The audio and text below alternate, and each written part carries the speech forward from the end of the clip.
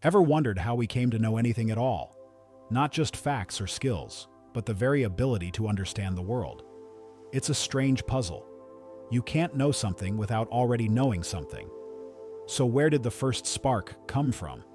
The answer isn't simple. It winds through billions of years of evolution through the way our attention locks onto certain patterns through fear, curiosity, and the stories we tell ourselves. And somewhere along that path, sacrifice quietly becomes part of the deal. You know how a computer starts up? When you press the power button, it doesn't instantly become the fully functioning machine you're used to. It has to boot. The system begins with something incredibly small and simple, a basic instruction, a tiny process that wakes the machine up just enough to trigger the next process. And that second process is a little more complicated. That one launches another, then another. Step by step, the system builds itself up into something capable of doing remarkably complex things. It's a fascinating idea when you stop and think about it.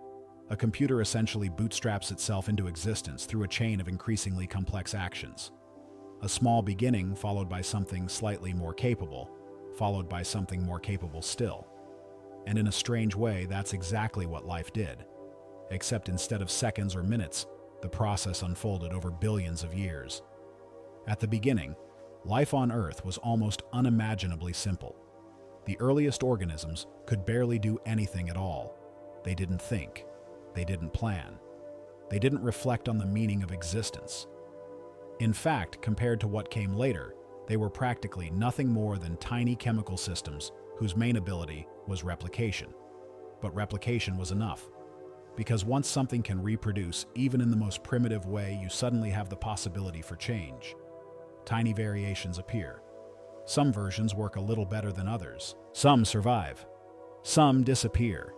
And slowly, across unimaginable stretches of time, those tiny improvements accumulate.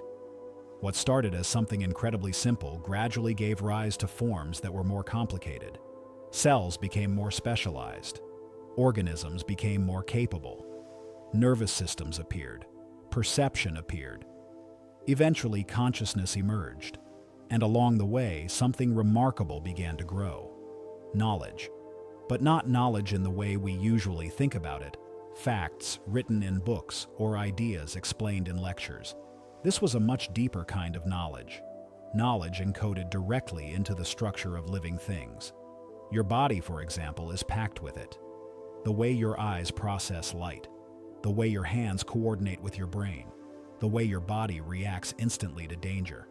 None of that had to be invented from scratch during your lifetime. It was built long before you were born. Millions upon millions of small discoveries, made not by individuals thinking them through, but by the slow trial and error of life itself, were gradually stored in biology. In other words, the process worked a bit like that computer booting up. A little knowledge appears. That knowledge makes it possible for something slightly more complex to emerge.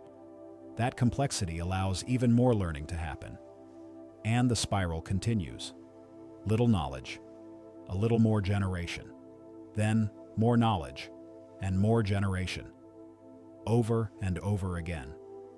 Stretch that spiral across billions of years and suddenly you end up with creatures that can ask questions about the universe, build civilizations, write stories, and try to understand themselves. But the story doesn't stop with biology, because human beings introduced another layer into the system: culture. Biological evolution is powerful, but it's slow. Cultural evolution, on the other hand, moves much faster. Instead of waiting for physical traits to pass through generations, ideas can be shared instantly. One person learns something and suddenly many people know it. So now the spiral operates on two levels at once. There is the information encoded in your body, the ancient knowledge carried by biology. And there is the information encoded in your culture, the stories, traditions, tools, and discoveries passed from one generation to the next. You're standing at the intersection of both. Your instincts, your emotions, your reflexes. Those come from the deep evolutionary past. They were shaped across enormous stretches of time by the struggles of life itself. But the language you speak, the ideas you believe, the technologies you use, those come from culture. They're the accumulated discoveries of countless people who came before you. And together, these two streams of knowledge form something astonishing. a living system that constantly builds itself upward. The same ancient process still continues today. Every new discovery adds another layer. Every solved problem makes new problems possible. Every generation inherits an enormous body of knowledge and then adds a little more before passing it forward. It's the same spiraling pattern that began billions of years ago. A little knowledge, a little more generation, then more knowledge again, until eventually you end up with a creature capable of sitting quietly for a moment and wondering how any of this became possible in the first place. Now here's where things start to get even more interesting. For a long time, especially in the scientific world, we tended to think about reality in a very particular way. We assumed that what truly mattered was the material stuff of the universe, the solid things, the particles, the physical substrate. If you could reduce the world down far enough, you'd eventually arrive at the basic building blocks of matter, and those would be the ultimate reality. But if you look closely, something strange appears. Even the material world isn't just stuff. It has structure. It has form. It has order. In fact, the deeper scientists look into the nature of matter, the more they encounter patterns, regularities that repeat structures that hold together relationships that behave according to rules. And because of that, some thinkers have started to suggest something that sounds almost counterintuitive at first. Maybe the deepest layer of reality isn't just material. Maybe it's informational. In other words, maybe what truly defines the world isn't simply what it's made of, but how it's arranged. Think about it this way. Imagine you had a giant pile of identical Lego bricks. All the pieces are exactly the same. If you dump them onto the floor, you have raw material. But if you arrange those bricks into a castle, or a bridge, or a spaceship, suddenly something new appears. The material hasn't changed, but the pattern has. And that pattern is what gives the structure meaning, function, and identity. In a very real sense, the pattern becomes just as important as the material itself. That idea actually reaches far back into the history of thought. If you go all the way back to the ancient Greek philosopher Democritus, the man often credited with proposing the atomic theory, you'll usually hear one famous claim associated with him. Everything he said is made of atoms. Tiny bits of stuff. That's the part people remember. But Democritus didn't stop there.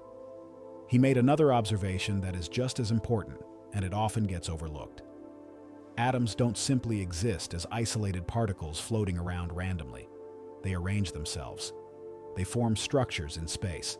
They combine, cluster, connect, and separate in countless different ways. And those arrangements, the patterns formed by atoms, are what give rise to everything we see. A rock, a tree, a body, a brain. All of these things are made from the same fundamental ingredients. But they differ enormously because the atoms are organized differently. So there are really two levels of reality operating at once.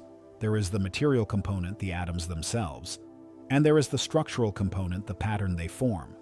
And if you think about it carefully, that pattern is doing a tremendous amount of the work. Because it's the pattern that carries information. A strand of DNA, for example, isn't important because of the atoms it contains. Those atoms are extremely common. What matters is the sequence, the precise order in which those atoms appear. Change the pattern and the meaning changes. The same thing happens everywhere you look. The difference between sand and glass, between graphite and diamond, between living tissue and dust, often comes down to structure. The atoms may be similar, but the arrangement transforms them into something entirely different. So when you start looking at the world through this lens, reality begins to feel less like a pile of raw ingredients and more like an enormous, deeply layered network of patterns.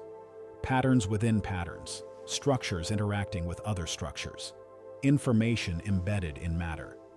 And that realization changes the way you think about knowledge too, because if the world itself is structured information patterns waiting to be discovered, then understanding reality isn't just about identifying what things are made of. It's about recognizing the patterns that organize them. That's what human beings are constantly doing, whether we realize it or not.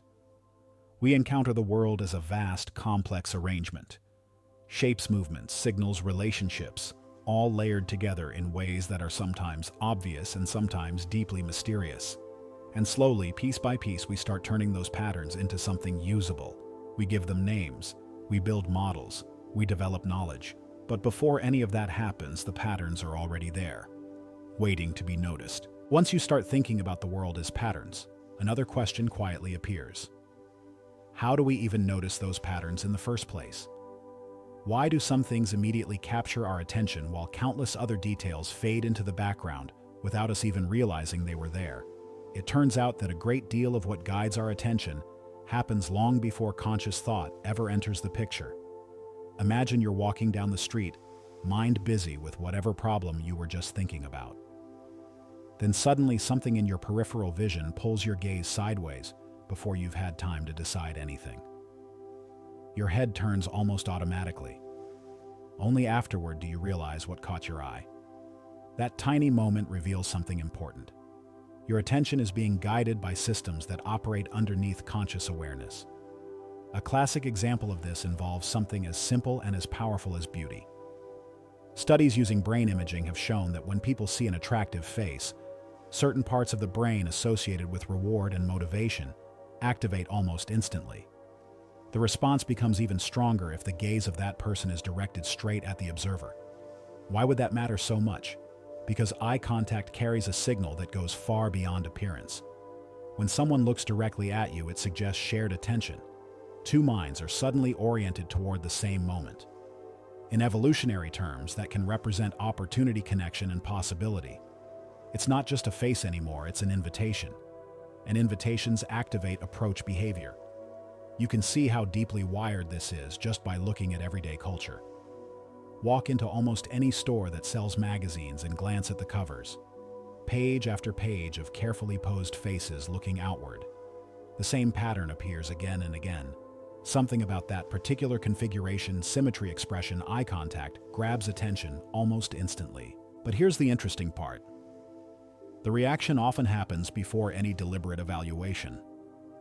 Before you think about whether something is beautiful or not, before you analyze why it caught your eye, your brain has already moved your attention toward it. You might imagine a group of friends talking in a busy bar. They're engaged in conversation focused on whatever story someone is telling. Then someone striking walks past nearby. Almost instantly, one or two heads turn. The shift happens so quickly it feels automatic. No one voted on it. No one announced a decision. The attention system simply redirected itself. What's fascinating is that this same mechanism extends far beyond attraction. The brain is constantly scanning the environment for patterns that signal importance, things that might represent opportunity, threat, novelty, or possibility. When such a pattern appears, attention snaps toward it. And that leads to a deeper insight.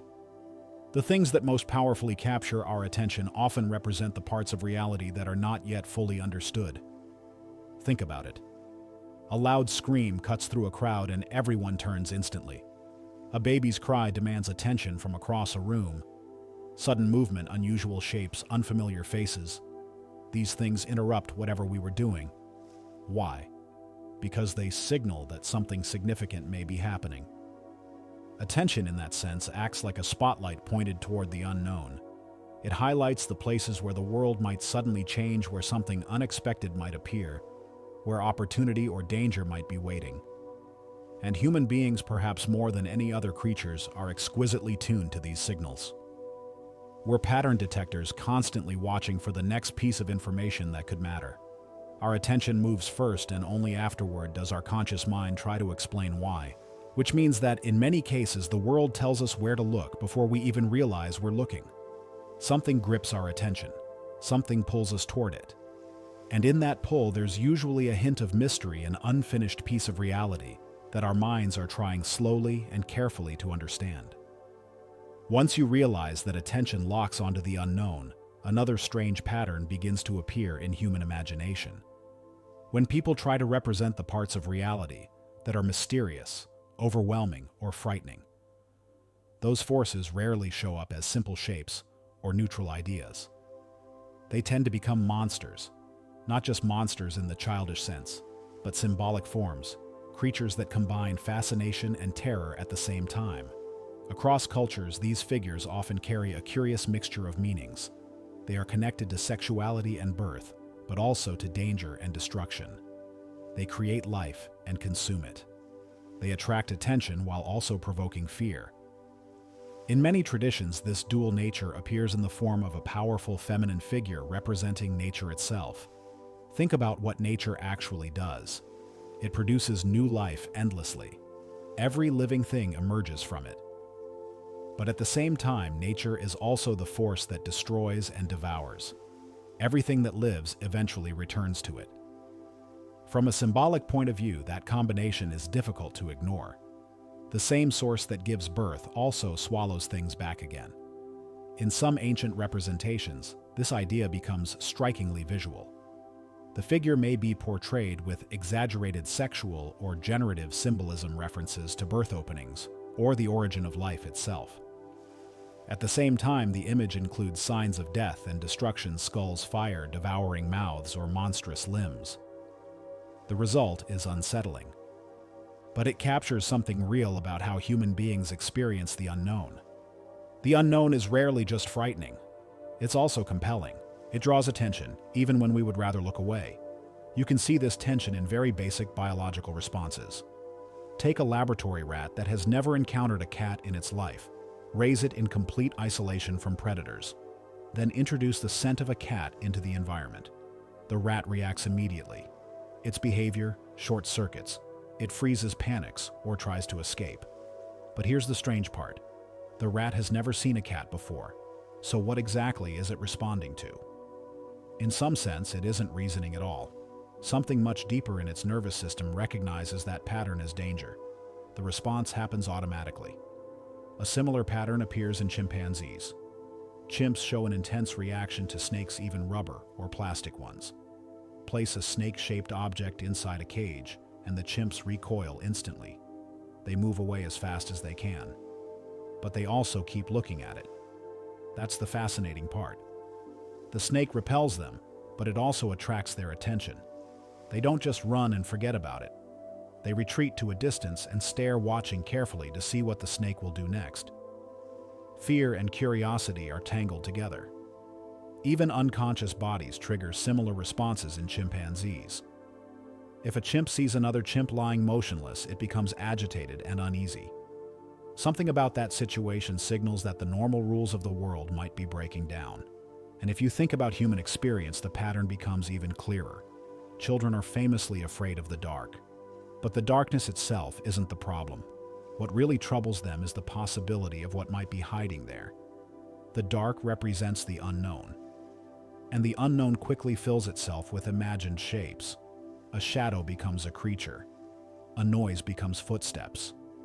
A corner of the room becomes the possible hiding place for something with teeth and claws. The mind begins constructing images that represent danger: snakes, insects, skeletons, blood-lurking figures.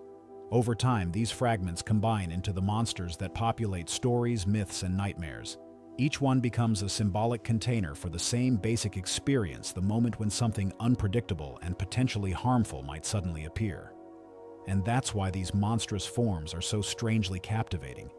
They represent the edge of what we understand. The place where curiosity, fear, attraction, and danger all meet at once. Let me tell you a strange little story. Once upon a time, there was a man walking a long, difficult road. The journey ahead of him was hard. The ground was uneven, covered with boulders and thick brush, and every step required effort. Still, he kept moving forward because somewhere down that road there was a destination he hoped to reach. One day, as he trudged along, he noticed something unusual sitting beside the path. It was a small, shiny gnome. The creature had big white teeth, a black toupee perched awkwardly on its head, and it was sitting beside a hollow log, drumming on it with two white bones. As the man approached, the gnome hummed an odd little tune and smiled with a mischievous glint in its eyes. "You'll never get there anyway," the gnome said suddenly. "Come over here. I have something to show you." The man was already exhausted from the journey, and curiosity got the better of him. So he stepped off the road and approached the strange little figure. "I have something very special," the gnome said, lowering its voice. "A jewel. A magnificent jewel. I'm willing to sell it to you very cheap." From beneath his cloak, the gnome produced an enormous ruby. It was the largest gem the man had ever seen. It must have weighed close to 100 pounds, and it shone brilliantly in the light, glowing like a miniature sun. "Do you like it?" the gnome asked. The man stared in amazement. Of course he liked it. It was extraordinary. It's enchanted, the gnome continued. So, what will you offer me for it? The man hesitated. I don't have much money, he admitted, but I'll give you everything I have. The gnome frowned, clearly unimpressed, so the man quickly added, I could pay the rest later. The gnome's eyes lit up. Ah, he said. Buy now, pay later. I like that arrangement very much. And so the deal was made. The man handed over all the money he had, and he promised to pay the rest in the future. The gnome gave him the enormous ruby, then disappeared back into the bushes beside the road, clacking his teeth and giggling to himself. At first, the man was delighted. He stood there holding the brilliant jewel and thought about the incredible bargain he had just made. The more he thought about it, the happier he became. He imagined how impressive it would look to others. What a treasure he now possessed. Eventually, he returned to the road and tried to continue his journey. But he quickly discovered a problem. The ruby weighed nearly 100 pounds. Carrying it made walking incredibly difficult. Each step became slow and awkward. Progress down the road nearly stopped altogether. After struggling for a while, the man paused and considered the situation. Why should I continue the journey anyway? He thought. I already have what I want. So he stepped off the road again and stood there beside it, proudly holding the ruby in his arms. People passing by could see how well he had done for himself. Time passed. Eventually, one of his friends came walking down the road. John, the friend said with surprise. Why are you just standing there? Come along with me. I've just opened a new business and I could really use your help. Hurry, we've got to get going. The offer sounded appealing. For a moment, John considered it. But his friend was already moving quickly and John looked down at the heavy ruby in his arms. How could he possibly keep up while carrying something like this? Where would he even put it? Thanks, John said, but I have to take care of my jewel. Maybe I'll see you later. His friend looked at him as if he were slightly crazy, but he was in a hurry, so he shrugged and continued down the road. Not long after that, another friend passed by. John, the friend said warmly, I'm going back to school. There are so many incredible things to learn. The world is full of unsolved problems. Come with me. It would be good to have company. Again, John felt a moment of temptation, but the ruby was heavy. Standing there holding it already took most of his strength. Thanks, he said again, but I have to take care of my jewel. Isn't it beautiful? Maybe another time. The friend gave him a puzzled look, wished him well, and continued down the road. And so it went. Friend after friend came along with opportunities, plans, ideas, and invitations. Each time John declined. Years passed. The jewel seemed to grow heavier with every passing season. Yet at the same time, John became more and more attached to it. After all, he had been holding it for so long. But something strange began to bother him. No one ever seemed impressed by the jewel. People hurried past talking about their projects and ambitions. They rarely even glanced at the enormous ruby in his arms. You would think he often muttered to himself that someone might say something. Something simple like, "Nice ruby, John. I wish I had one like that." But no one ever did. Then one day, someone new appeared on the road. The man approaching looked exhausted. He was bent over, thin and gray-haired, though he didn't appear especially old. In his arms, he carried a massive, dirty rock. The stranger struggled closer and stopped when he saw John. He looked at the ruby, then burst out laughing. "Why are you standing there?" the man said, "holding that big, ugly rock? You look ridiculous." John bristled immediately. "Ugly rock," he snapped. "This is a jewel. The gnome sold it to me. It's the only one like it. I've been carrying it for 20 years, and I'll never let it go." The stranger stared at him in disbelief. "That's funny," he said slowly. "Because I've been carrying mine for 20 years, too." The two men began arguing loudly. "Mine is a jewel." "No, it's a rock." "You're the one carrying a rock." "Look at it, it's obviously a rock." Back and forth they went. And then suddenly the bushes beside the road rustled. Out stepped the gnome. Only this time he wasn't small anymore. He was larger, redder, and far more menacing than before. His laugh sounded like rattling chains. "Stop arguing," the gnome said with amusement. "I've never seen a more pathetic sight in my life." The two men fell silent. The gnome pointed at them both. "You're carrying rocks," he said casually. "Both of you." The men stared in disbelief. The gnome shrugged. "If either of you had put them down for even a moment," he said, "you would have figured that out long ago." Stories like that tend to linger for a reason. At first, it feels absurd, someone standing beside a road for years, stubbornly holding a massive stone because they believe it's a priceless jewel. But if you sit with it for a moment, the story starts to feel a little uncomfortable, because it begins to resemble real life. People do this all the time. Not with literal rocks, of course, but with things that function in exactly the same way. Someone becomes attached to an image of success, an expensive possession, a title, a reputation, a carefully constructed identity. It might look impressive from the outside.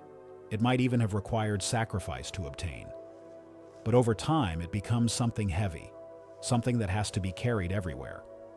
And the strange thing is that the person holding it often doesn't notice the cost. Opportunities pass by. Friends move forward. New paths appear on the road ahead. But moving toward those possibilities would require setting the jewel down even for a moment. And that feels impossible. So they stand there, holding on. You can see the same pattern appear in relationships.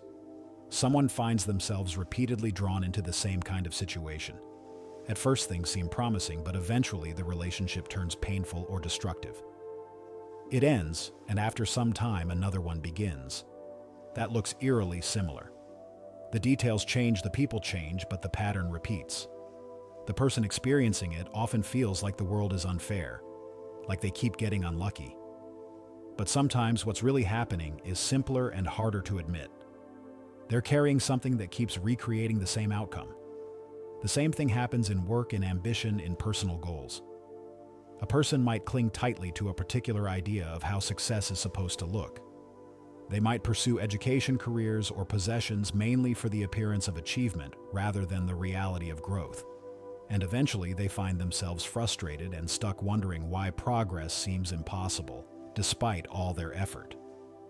The burden they're carrying may look valuable. It might even have seemed like the obvious choice at the time, but the weight of it quietly prevents movement. And that leads to a much deeper realization, one that human beings have understood in symbolic form for thousands of years. Moving forward almost always requires sacrifice. Not casual sacrifice either. Not giving up something trivial. Real sacrifice usually involves the very thing you're least willing to let go of, the thing you're most convinced you must keep, the thing that feels too important to question. Because those are often the things that have the strongest grip on your life. Across ancient cultures, this truth was dramatized in powerful ways. People told stories about offering up what they valued most. In older traditions, sacrifices were sometimes literal animals, treasured possessions, even the most precious members of a community. To modern ears, those images can sound brutal, but symbolically, they point to the same psychological truth. If you want to move into unknown territory, you must be willing to give something up, and often it's exactly the thing you would most prefer to keep. Why does that matter? Because the unknown is always waiting ahead. The world contains uncertainty, danger, and chaos, but it also contains possibility, new opportunities, new knowledge, new forms of life and meaning. All of that lies beyond the edge of what is already familiar. Sacrifice is the price of crossing that boundary. You give up immediate comfort to build something lasting. You delay gratification so that the future has room to grow. You accept discipline in the present because it creates stability later. Seen this way, sacrifice isn't simply loss, it's transformation. When people voluntarily give up something smaller for the sake of something larger, the world begins to change shape. What once felt hostile and threatening gradually becomes navigable. Possibility begins to replace fear. Step by step, the unknown stops looking like a devouring force and starts revealing itself as a source of opportunity. And strangely enough, the moment that transformation becomes possible often begins with something incredibly simple: putting the stone down. So the unknown is always there, just beyond the edge of what we already understand. It can look frightening, it can look tempting, and sometimes it can change everything. The real question is what we're willing to release in order to move toward it. Because the things we cling to the most can quietly keep us standing still. And sometimes the path forward begins with the courage to set something down. If this reflection stayed with you, consider liking the video and subscribing for more thoughts like this.